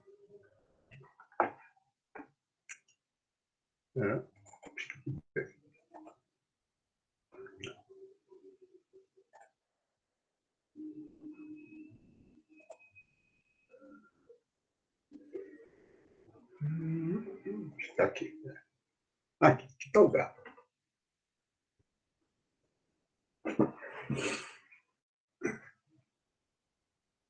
Então, isso é uma imagem colorida. Então, cada pontinho desse aqui vai ter uma informação preta e branca, né? Vamos ver se tem jeito.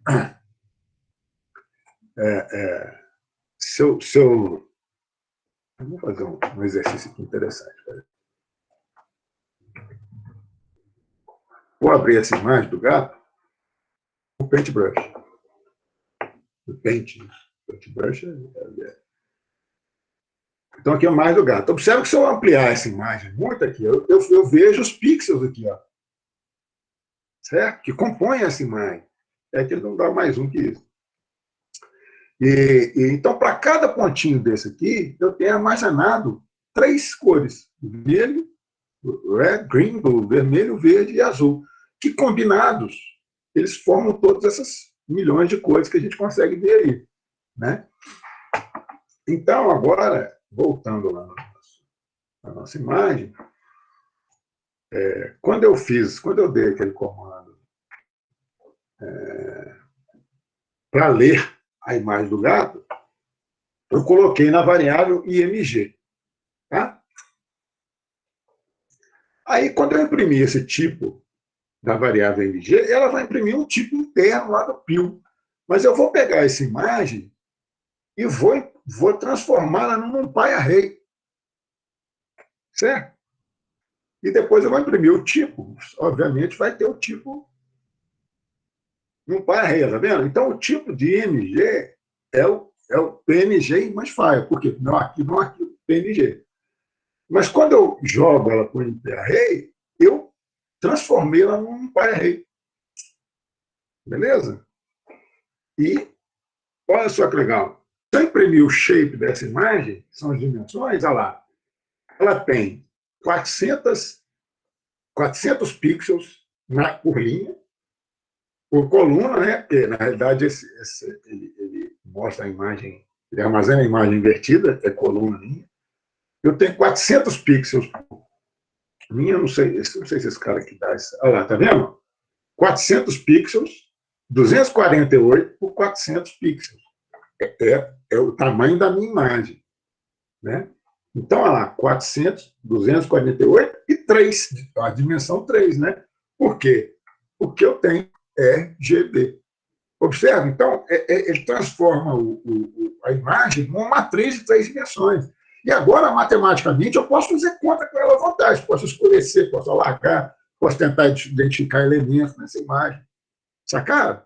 Então, quer dizer, você vê, toda a parte da data science que lida com a imagem, ela joga a imagem para dentro de um array, com 3 elementos, né? Então, se eu pegar aqui, por exemplo, em Image NP, pegar o elemento 0, 0, né? Olha lá, no elemento linha 0, coluna 0, eu tenho o RGB, as 3 cores dela. Beleza? Então, olha só, eu tenho uma imagem, qualquer imagem, representada como um array, como uma matriz. E agora eu posso fazer conta com ela à vontade. Né? Posso mudar a cor, posso escurecer, posso clarear, posso mudar, engordar o gato, emagrecer o gato. Quer dizer, eu trato a minha imagem como uma matriz de números e posso fazer conta com ela e aplicar efeitos os mais diversos na minha imagem do gato. Beleza? Então, a gente viu aí, o data frame a gente sabia para que servia, né? Nós usamos data frame nos nossos exercícios anteriores, todos que a gente fez. E a gente usou no PyArray também, né? Naquele das épolas de beta lá do Iris, né? E agora a gente viu o quê? Como que eu aplico o NumPy Array para fazer data science, fazer tratamento de imagem. Beleza? Então é isso, cara. Esse é o que tivemos para hoje. Novamente, hoje foi duro, né? Essa coisa de NumPy Array e tal, de data frame. Vamos dizer assim, é a base teórica do nosso curso, né? Mas agora para frente, nós vamos, com essa base que nós vimos hoje, né, a gente vai voltar, né, porque a gente já andou fazendo dados, na verdade, a gente, na aula que vem, já vai começar a fazer o exercício de quê? De análise exploratória e de preparação dos dados, de filtro, etc. Beleza? Parabéns a vocês por terem chegado até o fim. Se tiverem alguma pergunta e tal, estamos aí.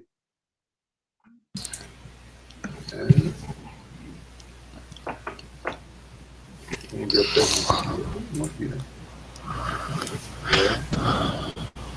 Tem um modo escuro no Colab? Tem um modo escuro no Colab. Quando a gente abre no Colab, a gente tem esse modo escuro. Eu nunca usei esse modo escuro. Tem, é legal.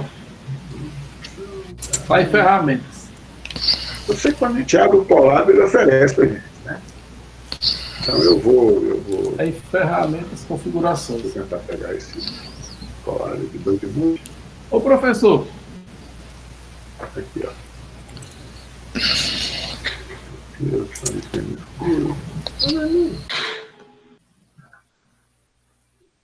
As configurações. Onde é que fica o contraste, né? Desse cara? Aqui. Teclas. Aqui está, né?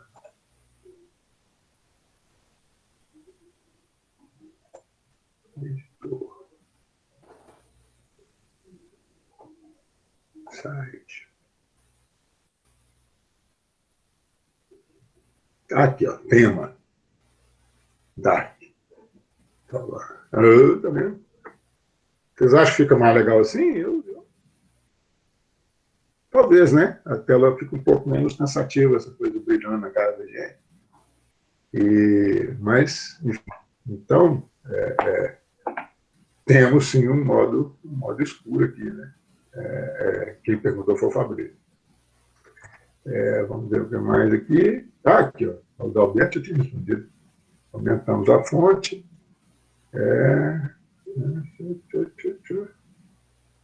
Qual o significado de type 64? Quer dizer que o tipo é porque uma variável inteira é uma variável que pode conter só números inteiros, né? Que não tem ponto decimal, você não tem a parte decimal do número. Índice 64 é porque é o seguinte, você pode ter inteiro de vários tamanhos. O índice 64 é um índice de 64 bits. Significa que ele pode conter números muito grandes, né? Se você tem um inteiro de 8 bits, ele pode conter só de 0 a 255. Se você tem um inteiro de 16 bits, ele vai até 64 mil valores. Se você tem um inteiro de 32 bits, ele é maior ainda. Se você tem um índice 64, ele é maior ainda. Então, é um número inteiro maior que tem no Python, eu acho que é o índice 64. A estrutura de série é equivalente a vetor ou array de outras linguagens? Não, não é equivalente, não. Vetor e array são... o que é parecido com vetor e array, no nosso caso, são as listas, né? Por quê? Porque o série, você tem um índice, né? Você consegue filtrar. A série é um pouco mais elaborada do que um vetor e array de outras linguagens. A Luma fez uma pergunta interessante aqui. Para criar um data frame do zero, necessariamente preciso criar um dicionário? Ô, Luma, a minha resposta à pergunta é não sei. Eu normalmente crio um dicionário e crio um data frame a partir dessa. Aí o Vitor respondeu aqui, não sei, mas podemos testar, né? Cadê o nosso... Criar aqui, fazer uma bagunça aqui, né? Criar uma célula aqui dentro. Vamos supor que eu queira... Vou cortar aqui. Pandas.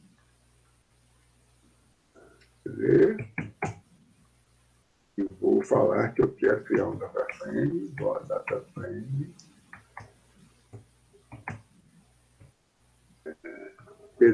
Data frame. Para criar a partir de uma lista. 2, 3, 4. Vamos ver que tipo de data frame ele criou. Criou. Ele criou uma coluna que ele chamou de zero, né? Agora já deu para ver e criou os elementos. Então eu posso melhorar esse data frame, por exemplo. Vou botar aqui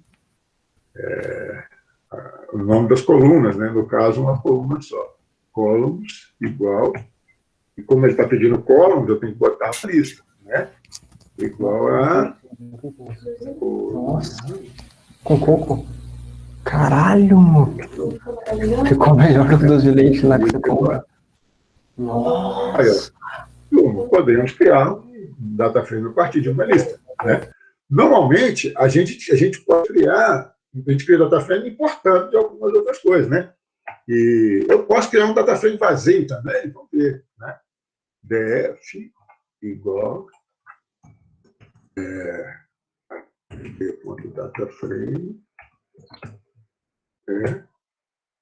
não vou dar nada. Peraí, data frame tem frame, né? Pronto. Tem um data frame, criei.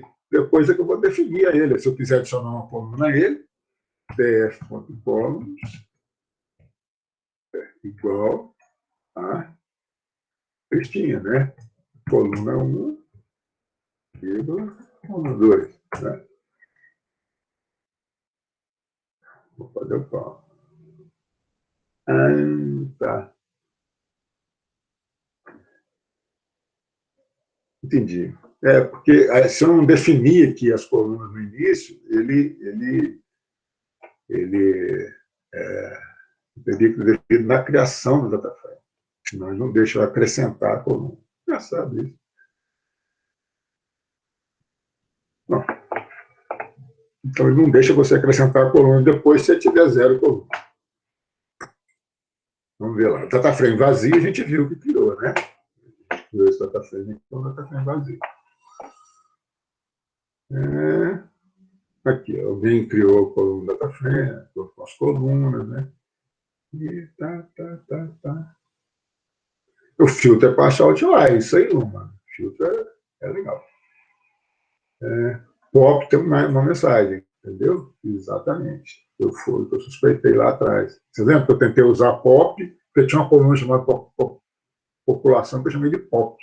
Pop é um método e ele se embolou, é verdade. E deu certo, eu acabei deixando isso lá. tá certo. Vocês mataram a charada. Como a pessoa interessada no assunto descobriria esse polar? Boa pergunta também. O DataFrame dá para você ler de DataFrame de SQL e dá para você salvar no banco de dados. Olha lá, a Luma perguntou um código de multiplicação de matriz, DOT, né? A gente viu e tal. Professor, futuramente vai ter mais exemplos de visualização de dados? Vai, cara. Então, hoje em dia, hoje nós fizemos um exercício que tinha a ver com a apresentação, né? Aquele negócio lá do azimuth, etc., né? Das torres, né? E, engraçado, eu estava com fome aqui. Eu odeio ouvindo vocês, né? Para reconhecimento de letras manual, como é que é feito o processo? A OpenCV, que é a biblioteca que a gente usa para tratamento para data science de imagem, ela tem lá. Eu já fiz um exercício uma vez de reconhecimento de placa de carro. Então, você lê uma placa de carro. Eu vou resgatar esse exercício aqui, e já que tem interessado aqui. Agora, se você quiser fazer um modelo para ler uma receita de médico, aí eu acho que a ciência não alcançou essa qualidade ainda não. Entendeu? E essa já era. Mas ler placa de carro a gente consegue fazer. Eu já fiz esse exercício. Eu vou ver se eu acho onde é que está. De repente eu faço um videozinho para vocês com esse exercício de ler placa de carro, ou a gente põe ele numa aula, faz alguma coisa assim, né? Se esse projeto de Minas Gerais teve ajuda de topógrafo, eu imagino que sim, porque mas eu recebi os dados prontos, né? Já, então, mas eu não sei como é que eles locaram aquelas torres, isso aí eu não sei a história. Beleza? É isso, gente. Então, chegamos aqui na nossa... então tá. Deve ser porque eu estava sem o fone de ouvido, por isso que eu não ouvi vocês. Mas eu, de toda forma, eu consegui ler aquilo que vocês escreveram aí. Mais alguma pergunta, galera? Mais alguma coisa aí que tenha ficado para trás?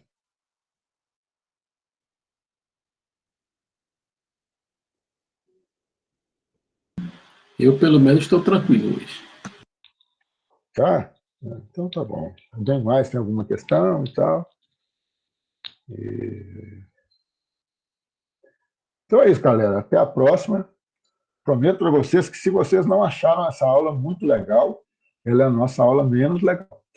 Então, na próxima vai ser menos árduo. Muito bom. Beleza? Ô, professor, rapidão. Diga. Aquele coisa que o senhor deu uma olhada, sai sexta-feira, viu? Aí eu lhe aviso. Como é que é? Aquele exercício lá que o senhor deu uma olhada, que eu estava fazendo, que eu pedi para o senhor só dar uma olhada, sai sexta-feira o resultado. Beleza. Eu já estou aqui na torcida. Tem que falar em exercício que o senhor estava fazendo e tal. Eu me lembrei de um negócio. Aquele link que eu postei lá hoje, lá sobre o curso né, aquele curso que eu postei lá, cara, aquele curso é legal. Por quê? Porque ele é grátis e é uma maneira de você ter um certificado para te comprovar. Quem quiser trabalhar com data science em geociências, né, aquilo ali vai te dar. Se alguém perguntar se você tem experiência, fala, não, já fiz um curso, é um curso da Escola Superior de Educação Pública, um curso que tem uma chancela boa, e é um curso grátis, pô. Então, se alguém quiser tipo assim, você está fazendo o curso de Data Science aqui, mas eu quero já começar uma especialização, você pode fazer aquele curso lá junto, entendeu? Então, para quem está assim, mais atrás de emprego e tal, né, talvez seja uma boa fazer aquele curso lá. Eu não vou fazer porque eu vi a ementa dele, para mim é uma ementa muito básica. O que vai ensinar são coisas que eu já são o meu dia a dia de trabalho, já tem algum tempo. Eu postei o link lá no Telegram, o Victor. Então, é só você dar uma olhada lá que você vai ver. E eu sugiro que quem quiser já tentar uma especialização em Data Science, a área de geografia é uma área que tem demanda demais da conta. Toda vez, as pessoas me oferecem emprego, e porque sabem que eu tenho experiência com essa área ambiental e área de geociências, né? E eu vejo aqui o pessoal contratando no INPE, contratando em outros lugares. Então, eu queria reforçar isso. Aquilo pode ser uma oportunidade para vocês, tá? Mais alguma pergunta? Professor, boa noite. Então tá, galera. Boa noite para vocês. Foi um prazer. Quarta-feira que vem tem mais. Eu vou ver se se Deus quiser. vou ver se eu posto. Eu estou terminando de fazer aquele vídeo da estatística, né? Que eu prometi para vocês um outro suplementar de estatística. Eu já fiz o roteiro, mas não gravei o vídeo ainda. Eu prometo para vocês que vai ser o meu próximo vídeo, vai ser sobre estatística. Beleza? Legal, professor, muito bom. Falou. Boa noite para vocês. Beleza? Boa noite. Durmam bem.